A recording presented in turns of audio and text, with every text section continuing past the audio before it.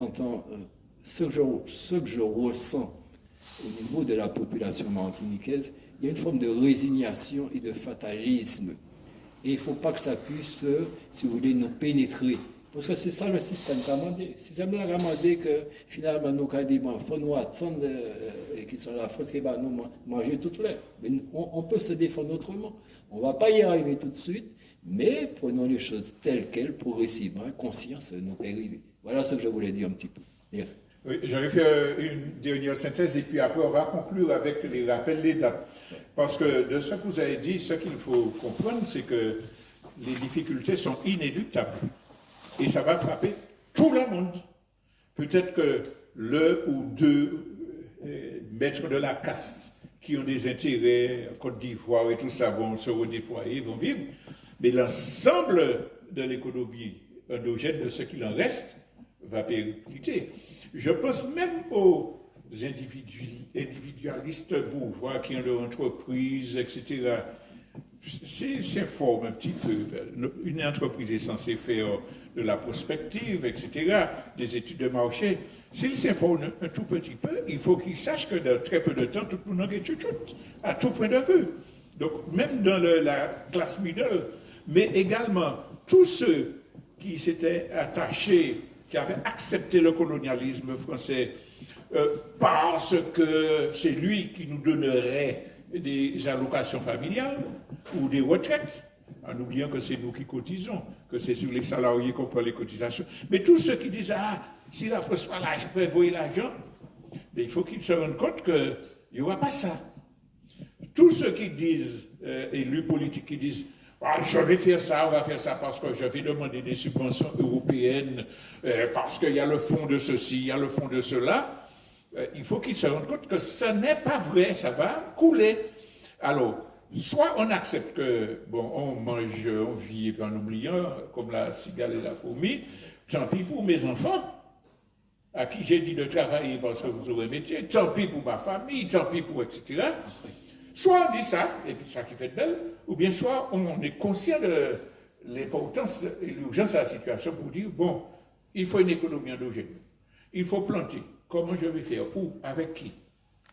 Il faut qu'on arrive à se débarrasser de la consommation, de la dépendance. Comment je vais prendre l'habitude de me contenter de ce que j'ai.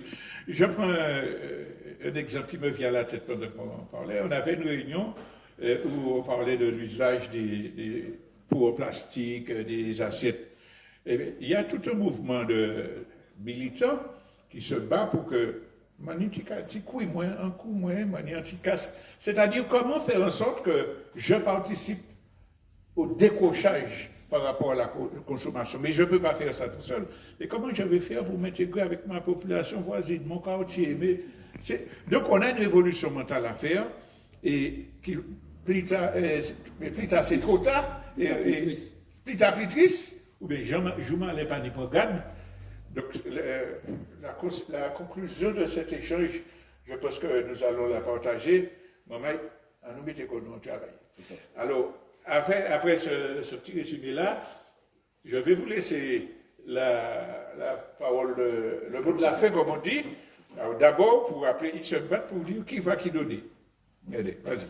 Alors, ce que je veux dire en conclusion, effectivement, Cuba nous a donné l'exemple, hein, enfin, non seulement dans la Caraïbe, mais dans le monde. Et effectivement, en retour, dans ces difficultés, aujourd'hui, la Martinique, nous leur renvoyons l'ascenseur. Donc, alors, ça me permet aussi de dire, parce que nous avons pratiquement peut-être à la conclusion de l'émission un petit peu, nous avons touché presque à la fin.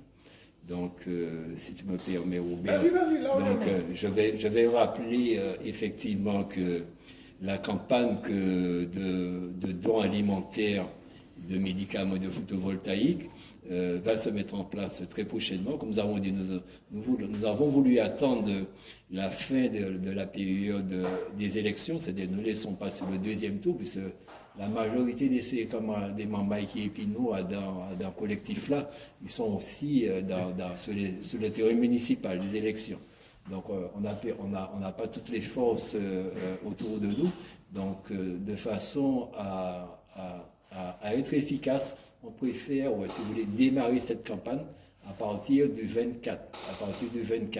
D'accord? Puisqu'on doit, dans cette opération, dans la logistique, nous allons, comme vous connaissez traditionnellement, nous allons aussi, nous avons sollicité les centres commerciaux, enfin les commerçants, disons, pour récupérer ces dons alimentaires, et également les officines pharmaceutiques aussi. Nous avons les courriers officiels qu'ils ont déjà reçus, et nous attendons leur réponse. Donc c'est pour dire que tout le collectif des organisations solidaires martiniquaises, avec l'association Urgence Caraïbes et bien sûr l'association Martinique-Cuba, nous continuons à travailler de façon à structurer de façon vraiment convenable, satisfaisante, pour que quand arrivera le 23, nous soyons prêts à dire à tous les Martiniquais l'endroit que nous serons prêts à recevoir leurs dons.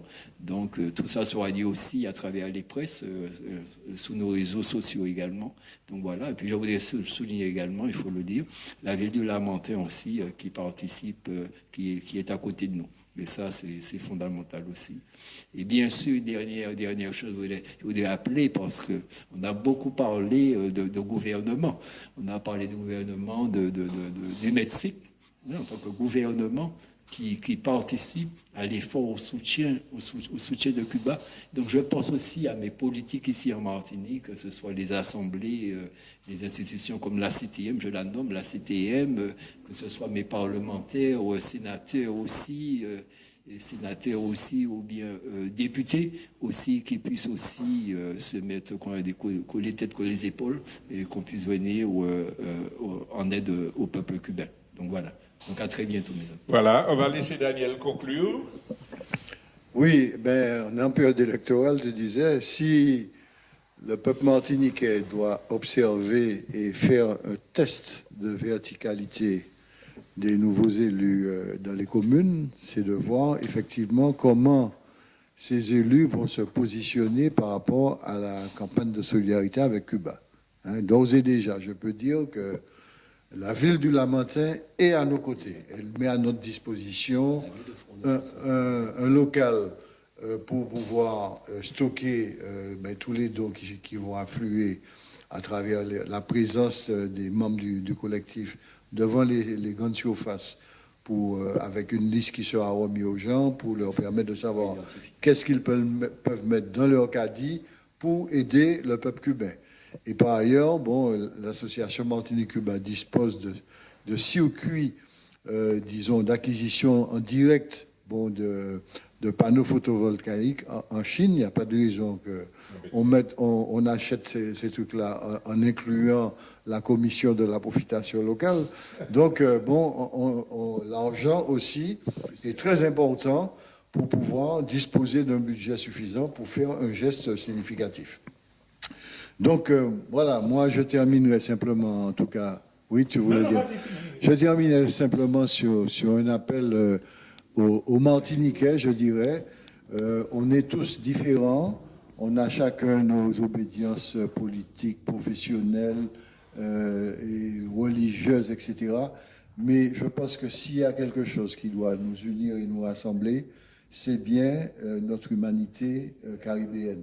Et il faut que nous soyons debout pour pouvoir répondre présent. On ne peut pas détourner le regard, continuer à distiller notre petit punch, notre truc entre copains, puis ne pas penser à ce peuple frère qui, depuis plus de 60 ans, a levé son drapeau, veut affirmer sa dignité, sa détermination, son autodétermination. Et il faut que nous puissions l'aider, lui montrer qu'ils ne sont pas seuls, que nous sommes une partie de l'échiquier et que nous apportons notre contribution.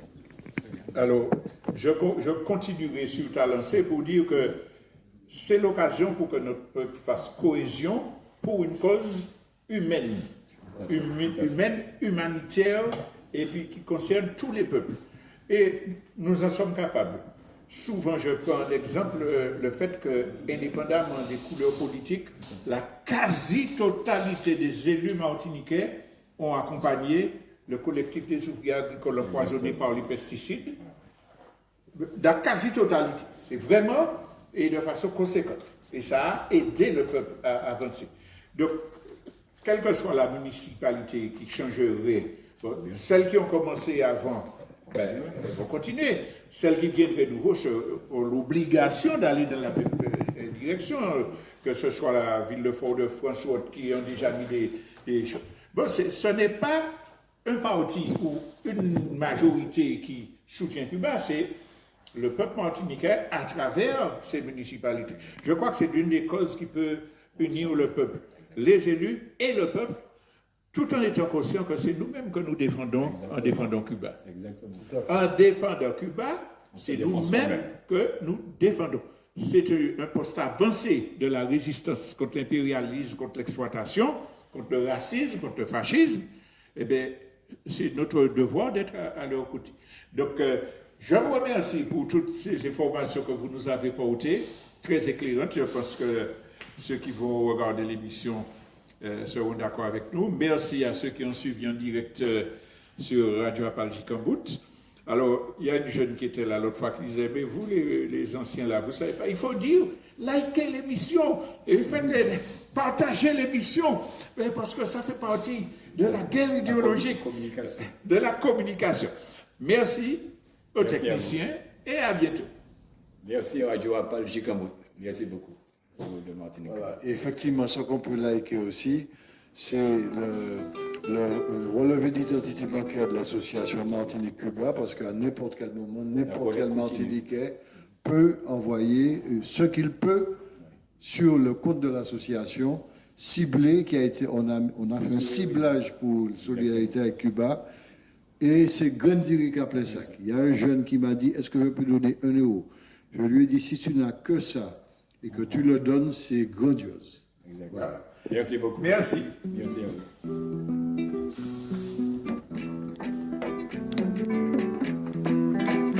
Camarade, souguez pour nous.